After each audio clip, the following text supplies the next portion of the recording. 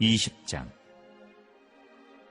첫째 달에 이스라엘 자손 곧 온 회중이 신광야에 이르러 백성이 가데스에 이르더니 미리암이 거기서 죽음에 거기에 장사되니라.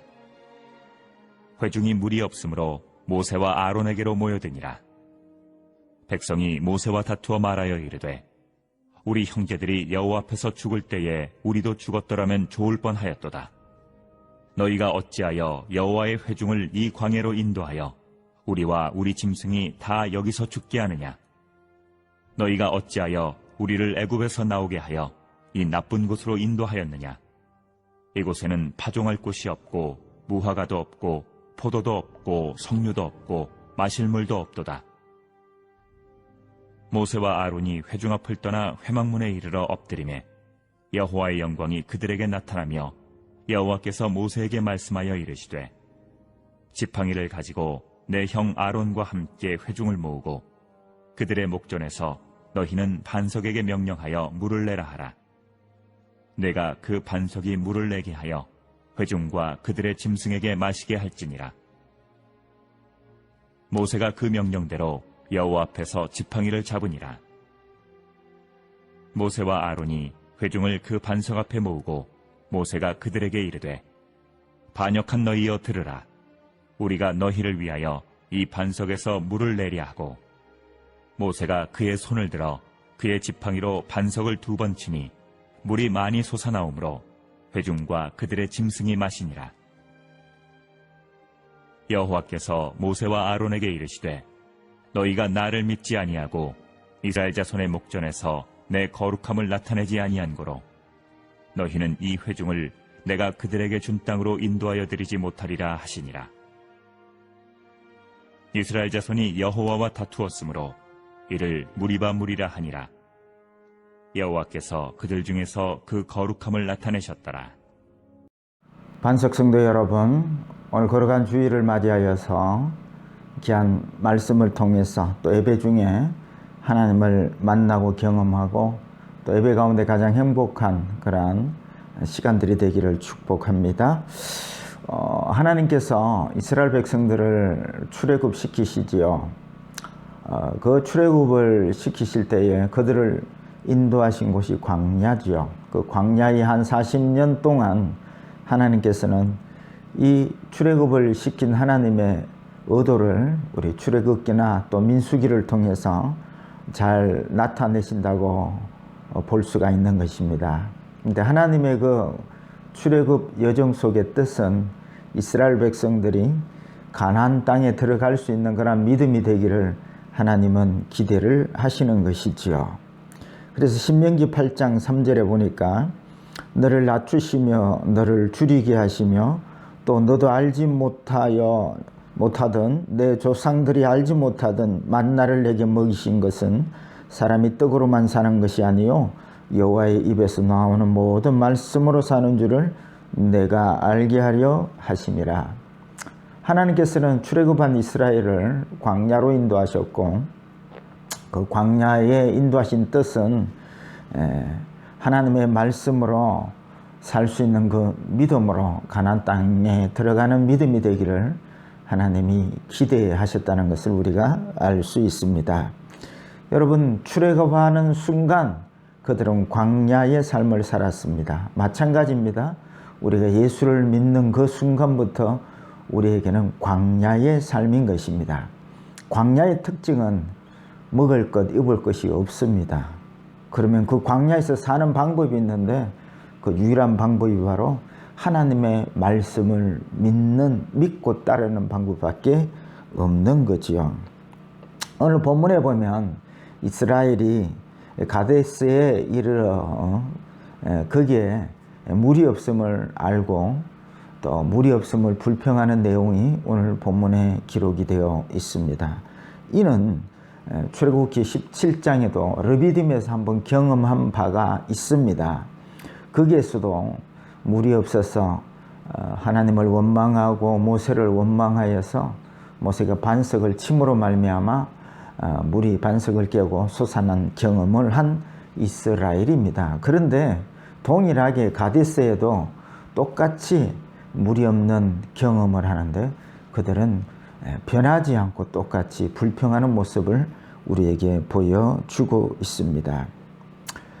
그런데 그들이 좀 광야의 삶 속에서 좀 변화되어야 될 텐데 여전히 변화되지 아니하는 모습을 보여줍니다. 그리고 결국은 그들은 가나안 땅에 들어가지 못하는 그러한 경우를 우리에게 보여주고 있는 것입니다.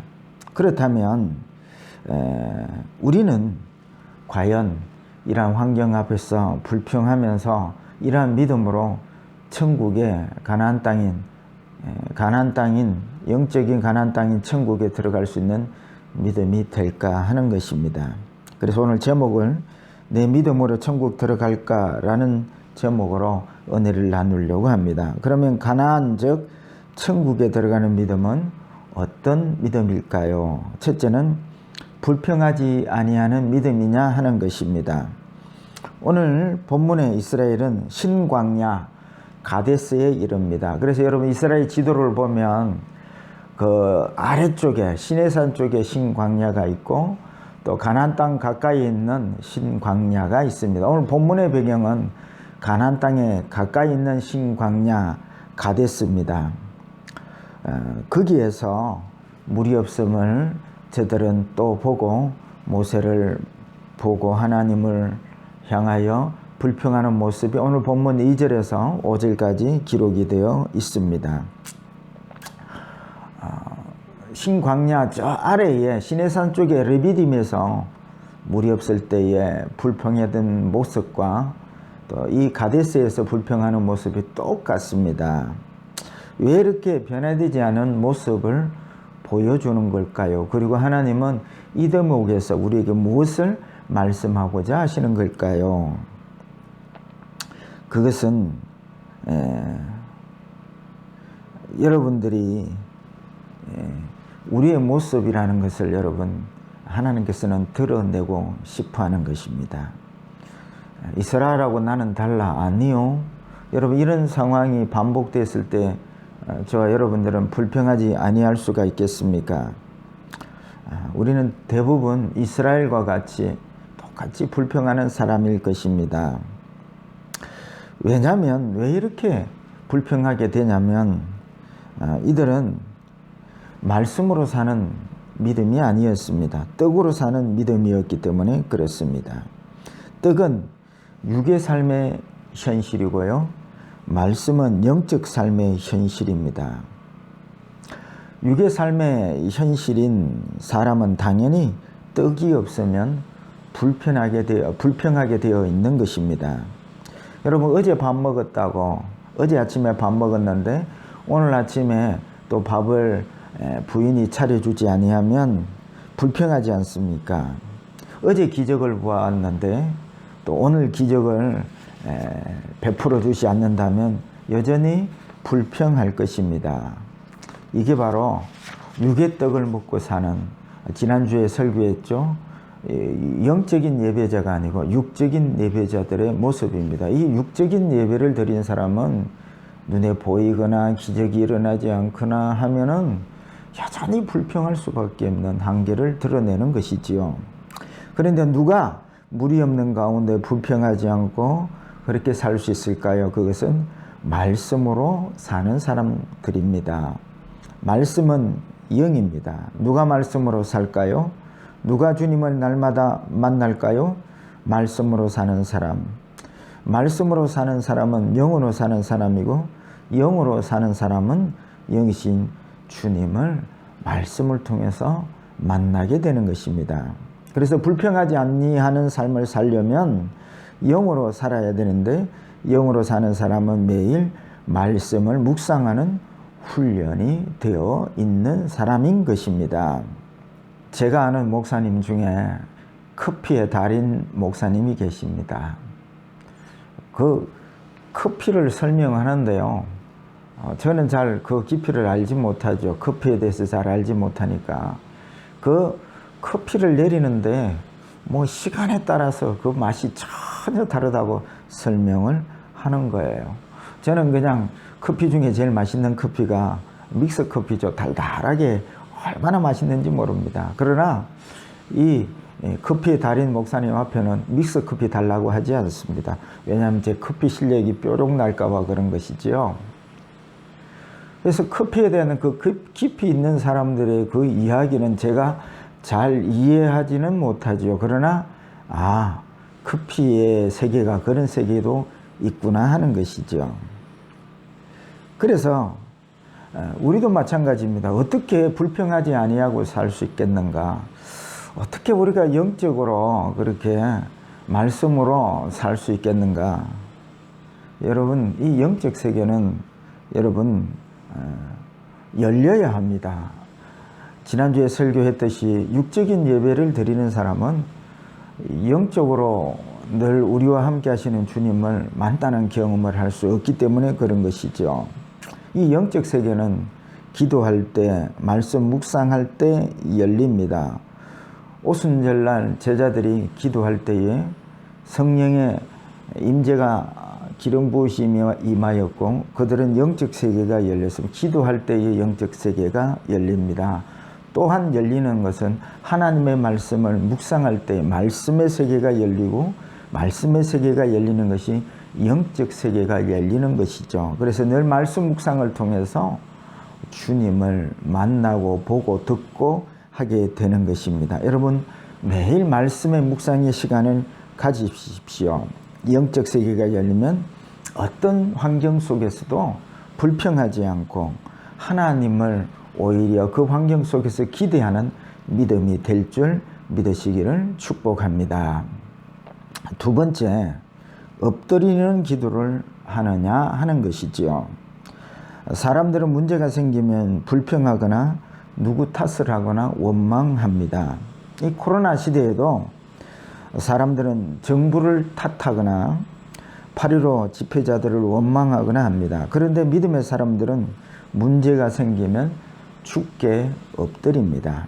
오늘 여기 가데스에도 물이 없는 문제가 생겼는데 이스라엘 대부분의 백성들은 모세를 원망하고 하나님을 원망하고 불평합니다. 그런데 그럼에도 불구하고 오히려 문제 앞에서 엎드리는 사람을 만나게 됩니다. 그것은 모세와 아론이지요. 오늘 본문 6절에 모세와 아론이 회중 앞에 떠나 회막문에 이르러 엎드리며 여호와의 영광이 그들에게 나타나며 라고 말씀하고 있습니다. 모세와 아론은 문제가 생겼을 때에 물이 없고 지금 이스라엘 백성들이 반역하고 원망하고 불평할 때 하나님 앞에 엎드렸다 성경은 그렇게 표현합니다. 여러분, 이번 코로나의 이러한 문제 앞에서 대한민국 교회가 해야 될 일은 하나님 앞에, 성도들이 해야 할 일은 하나님 앞에 엎드리는 것입니다. 문제를 하나님이 잘 아십니다. 그리고 모세와 아론이 하나님 앞에 엎드릴 때의 6절 하반절에 여호와의 영광이 그들에게 나타나며 라고 말씀하십니다. 문제를 아시는 하나님께서 모세와 아론이 하나님 앞에 엎드릴 때에 그들에게 임재하시고 나타나 주셨다는 말씀이죠. 여러분, 인생에 문제가 생기면 하나님 앞에 엎드리는 믿음이 되시기를 축복합니다. 여러분, 엎드린다는 것과 기도한다는 것은 같은 원리입니다. 엎드리는 것은 자기를 낮추고 자기 의견을 내세우는 것이 아니라 하나님의 뜻과 하나님의 방법을 구한다는 뜻입니다. 기도도 마찬가지입니다. 기도도 엎드리는 기도를 하셔야 합니다. 하나님, 이 모든 문제 속에 하나님의 뜻과 하나님의 방법을 원합니다. 그게 엎드리는 기도입니다. 그런데 우리는 대부분 엎드리는 기도를 하는 것이 아니라 내가 원하는 결과를, 내가 원하는 어떤 것들을 얻어내기 위한 기도를 할 때가 많습니다. 사실은 이것이 정욕적인 기도지요. 물론 건강도 자녀가 잘 되는 것도 원할 수 있습니다. 그러나 그것이 하나님 뜻 안에서 건강하고 하나님 뜻 안에서 자녀가 잘 되고 사업이 잘 되는 것이어야 합니다. 오히려 사업 잘 됨으로 하나님을 떠난다면 그것은 하나님 앞에 엎드리는 기도가 될 수 없다는 말씀이지요. 그래서 여러분, 하나님 앞에 문제가 생길 때에 엎드리는 기도를 할 수 있는 믿음이 되어야 한다는 것입니다. 오늘 이스라엘 백성들은 문제가 생길 때에 문제 해결만 원했지 엎드리는 그런 기도를 하지를 않습니다. 그러나 모세와 아론은 하나님께 엎드리는 기도를 하지요. 그때 하나님이 임재하시고 하나님께서 하나님의 방법을 이야기하시고 뜻을 말씀해 주셨습니다. 여러분, 이 코로나 시대 때 여러분 엎드리는 기도를 할 수 있는 우리 반석교회 성도들이 다 되시기를 축복합니다. 세 번째입니다. 주를 의식하는 믿음이냐 하는 것입니다. 이 대목이 가장 중요합니다. 왜냐하면 모세와 아론도 이 믿음이 되지 못해서 가나안 땅에 들어가지 못했습니다. 물론 모세와 아론이 천국에 들어가지 못했다는 말씀이 아니고 단지 천국 갈 수 없는 그러한 믿음의 모습을 행동을 통해서 우리에게 하나님께서 말씀해 주신다고 여러분 이 대목을 이해하시기를 바랍니다. 하나님은 모세에게 8절에 지팡이를 가지고 내 형 아론과 함께 회중을 모으고 그들의 목전에서 너희는 반석에게 명령하여 물을 내라 하라. 내가 그 반석이 물을 내게 하여 회중과 그의 짐승들에게 마시게 할지니라. 하나님께서는 이 모세에게 반석에게 명령만 하면 물이 나오도록 하겠다고 했는데 10절, 11절을 보면 모세와 아론은 그렇게 행하지 않습니다. 10절에 모세와 아론이 회중을 그 반석 앞에 모으고 모세가 그들에게 이르되 반역한 너희여 들으라. 우리가 너희를 위하여 이 반석에서 물을 내랴 하고 모세가 그의 손을 들어 그의 지팡이로 반석을 2번 치니 물이 많이 솟아나므로 회중과 그들의 짐승이 마시니라. 이 대목을, 이 모세가 잘못한 대목을 하나님께서는 12절 말씀으로 짚어주시죠. 여호와께서 모세와 아론에게 이르시되 너희가 나를 믿지 아니하고 이스라엘 자손의 목전에서 내 거룩함을 나타내지 아니한 고로 너는 이 회중을 내가 그들에게 준 땅으로 인도하여 드리지 못하리라 하시니라. 하나님은 모세에게 반석에게 명령만 하면 물이 나올 것이라 했는데 그런데 모세는 반석을 2번이나 칩니다. 그리고 10절에 우리가 이 반석에서 물을 내려 하고 주님보다 자신을 의식합니다. 이 모세는 자기가 부인되지 아니하는 모습을 보여줍니다. 하나님보다 자기를 의식합니다. 그리고 하나님보다 사람들을 의식했습니다. 이것이 여호와를 믿지 못하는 것이고 여호와를 거룩하게 하지 못하는 것입니다. 우리도 연약하여서 하나님보다 사람을 의식할 때가 많고 내 입장에 설 때가 많습니다. 여러분, 목사님 어떻게 사람을 의식하지 아니할 수가 있습니까? 예, 답이 있습니다. 여러분, 그 답을 성경에서 여러분 꼭 찾으셔야 합니다. 이는 히브리서 12장 2절 말씀이죠. 이는 믿음의 원칙인 문제를 바라보지 말고 파도를 바라보지 말고 믿음의 주요 온전케 하시는 예수를 늘 바라보아야 한다는 것입니다. 베드로처럼 파도를 의식하다가 바다에 빠져가는 것과 같은 원리죠. 사람 의식하고 자기를 의식하는 것은 믿음이 아니다. 믿음이 아니고 자기를 의식하는 것은 이것은 하나님의 거룩을 드러내는 일이 아니다 라고 하나님께서 말씀하시는 것이죠.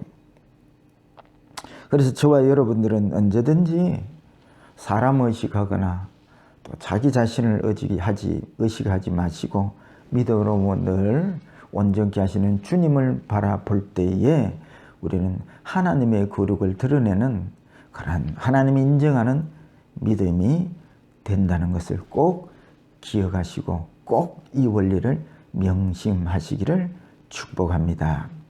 말씀을 맺고자 합니다. 하나님께서 우리에게 이러한 코로나라는 환경을 주신 것은 우리의 믿음을 이스라엘의 광야에서 달아보듯이 하나님께서는 이 시대의 코로나를 통해서 우리의 믿음을 저는 달아보신다고 생각합니다. 가나안에 들어갈 수 있는 믿음이냐 하는 것이죠. 천국 갈 수 있는 믿음이냐 하는 것이죠. 어떤 상황에도 믿음으로 불평하지 마십시오. 어떤 어려운 환경 속에서도 하나님은 여전히 성실하시고 인자하심으로 인도하시는 하나님을 여러분 믿으실 때에 불평하지 않을 수 있습니다. 그리고 어떤 문제든지 여러분 엎드리는 기도를 하십시오. 언제든지 하나님이 임재하시고 그에 대한 답을 주실 것입니다. 그리고 사람을 의식하거나 자기를 보지 않고 온전케 하시는 주를 바라보십시오. 그것이 거룩하게 하나님을 받들어 드리는 것이고 천국 들어갈 믿음이라고 말씀하십니다. 이 천국에 들어갈 합당한 믿음으로 여러분 변화되실 때에 이 코로나 시대에도 늘 감사하며 하나님의 영광을 거룩을 드러내며 살아가는 우리 반석교회 온 성도들의 믿음이 되시기를 주의 이름으로 축복합니다.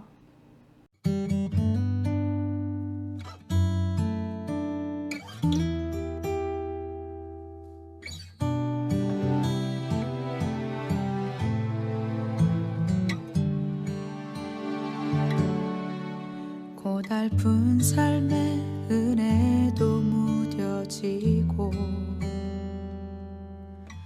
곧 사라질 것에 내 맘 두네.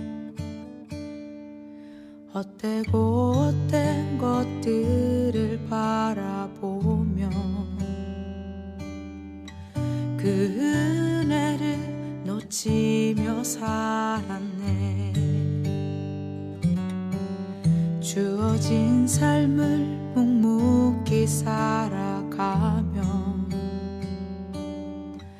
날 붙드신 주 예수를 보내. 사망 가운데 놓여진 나의 삶은 날 건지신 그 이름 예수. 나의 한숨을 바꾸셨네. 주를 향한 노래로, 소망의 노래로 나의 눈물을 거두신 주 예수 이름 안에 살게 하소서.